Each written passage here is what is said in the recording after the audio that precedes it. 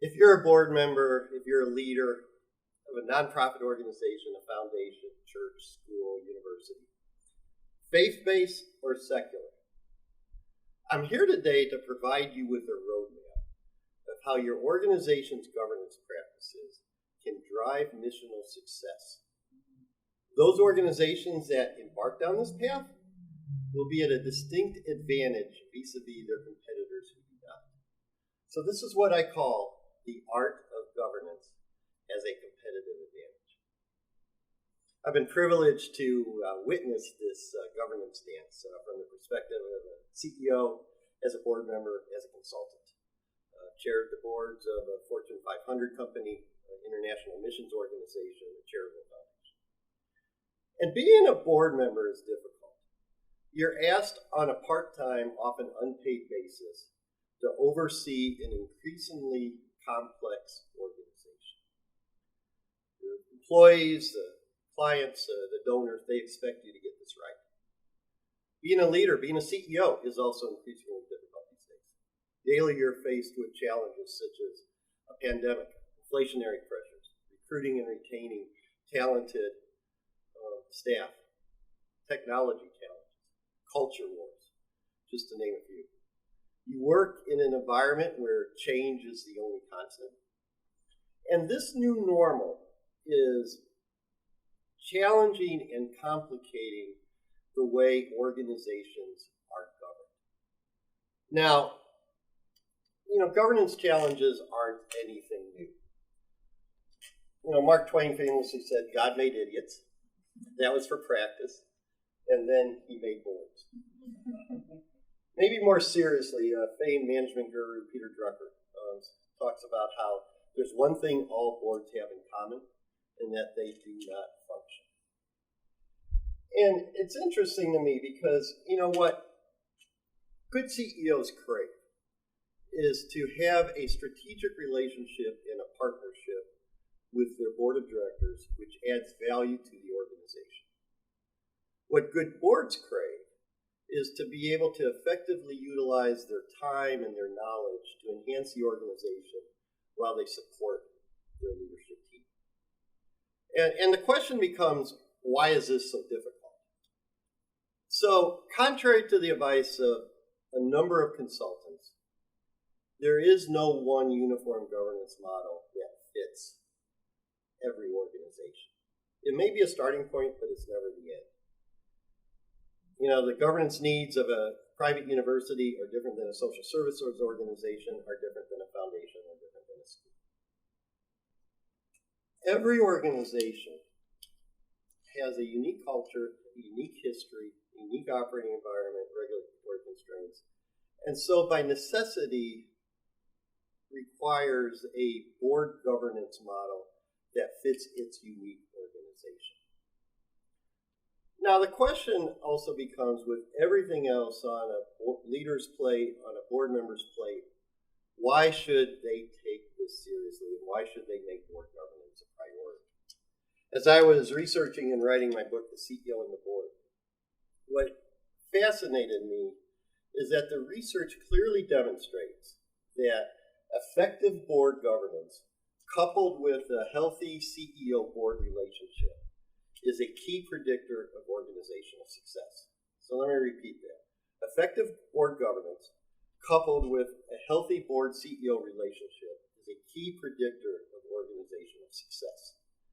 And embedded then within the effective governance piece are what I call the following non-negotiables. So one, there simply needs to be that trust, integrity, intentionality, and respect and openness between the board and the leadership team. Two, the organization must have and need a very focused and real reason and clear reason for existing. Three, the board and the CEO must intentionally and regularly engage in succession planning, both emergency as well as long-term. And then four, there must be a culture within that organization that holds both yourself as well as each other accountable, the board and the leadership team. A diverse group of relevant skill sets, perspectives, and experiences must sit around both the board and the leadership table.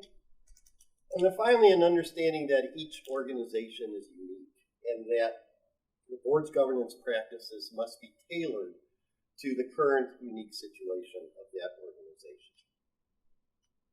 So given those non-negotiables, the question becomes, what issues or challenges might one face in implementing an effective governance structure? And I could put pretty much every issue or challenge into one of two buckets: plumbing or people. And so a plumbing roadblock is a structural or cultural impediment that over time actually becomes a competitive disadvantage. So one example might be antiquated bylaws or articles of incorporation, where 30 years ago they probably made a lot of sense. Today they can be a competitive hindrance.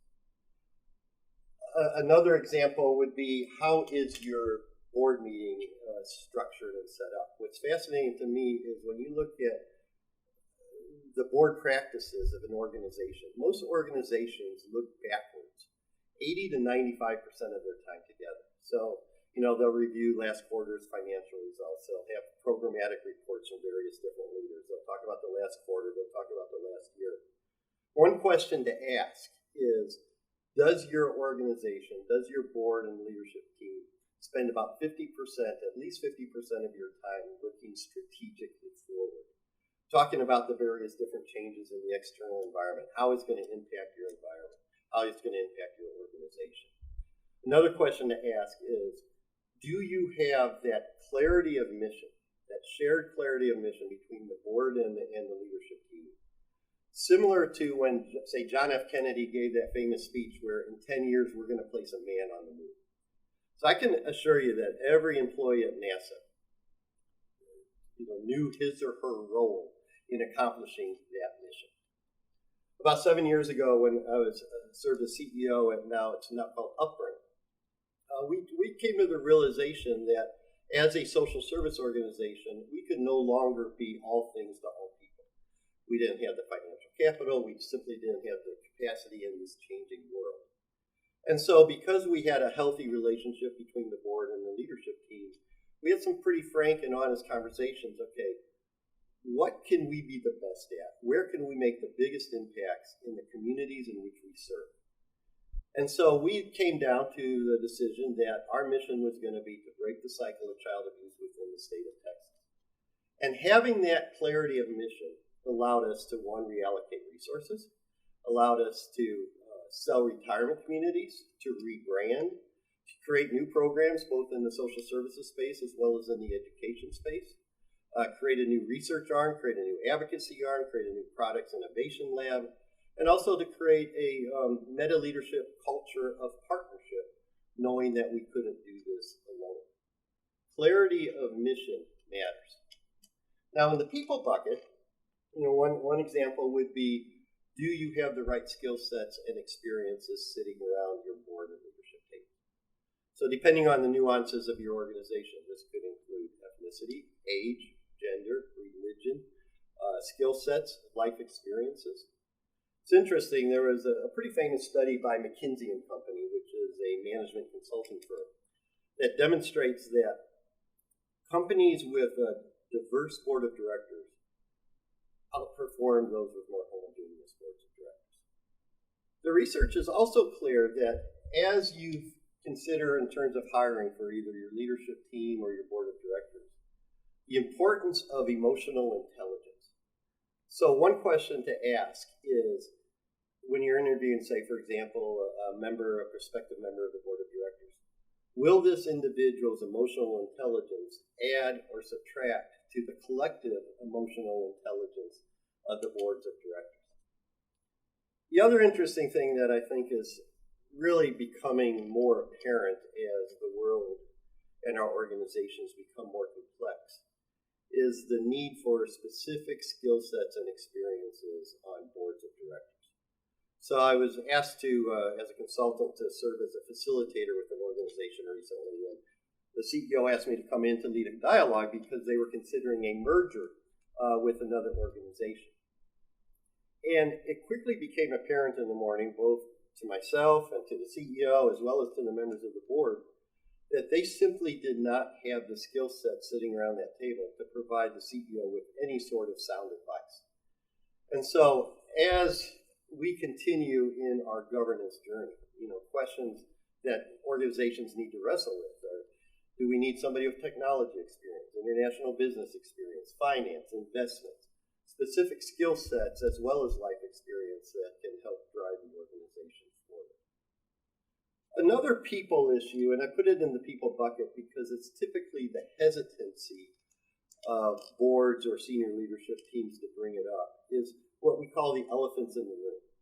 And I would submit that every organization over time will have an elephant in the room that needs addressing. So it could be outdated technology, it could be antiquated bylaw, it could be new competition.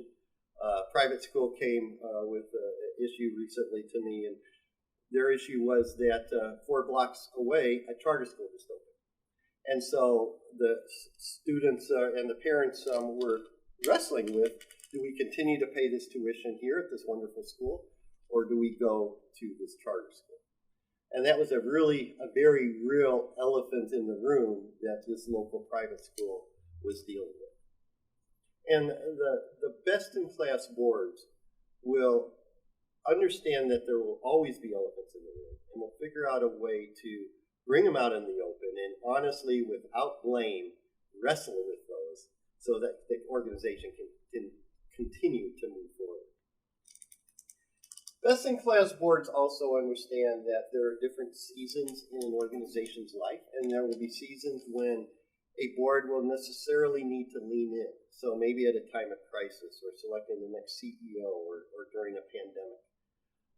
There'll also be times when the board can maybe take a step back, and when the organization's continuing to run on all cylinders, the board can take that step back and then allow the staff to do what they need to do while continuing to fill their own fiduciary responsibilities.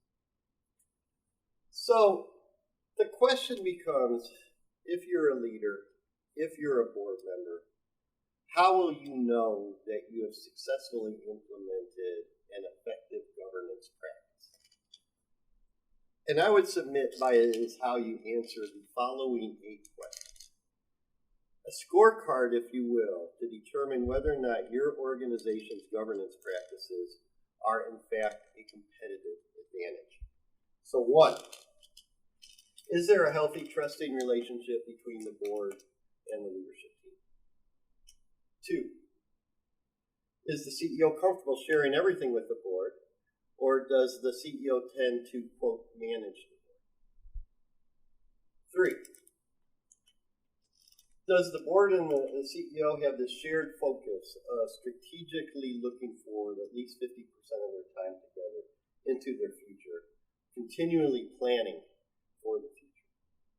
4, have the elephants in the room been identified and wrestled with in a blame-free, trust-filled environment? 5, does the board have the requisite collective skill sets, and is it appropriately diverse? 6, does the board and the CEO regularly, continually engage in proactive succession planning?